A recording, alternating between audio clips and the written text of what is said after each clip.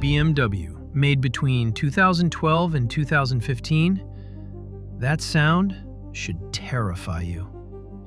It is the sound of an engineering marvel failing. To understand the tragedy of the N20, you have to understand what it replaced. For decades, BMW was the inline six. The N52 was smooth, reliable, and beloved. Killing it was sacrilege. But the N20 wasn't just a replacement. On paper, it was an upgrade. It used a twin-scroll turbo to make 255 pound-feet of torque at just 1,250 RPM.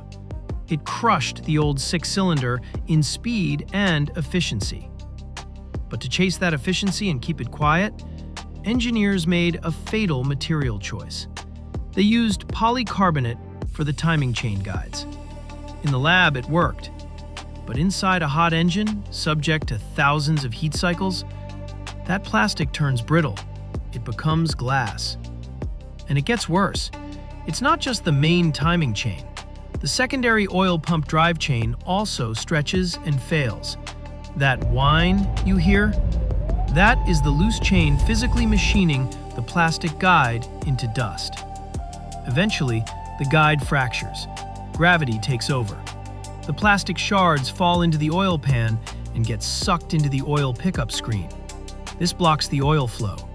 The engine starves, the rod bearing seize, and your engine is dead.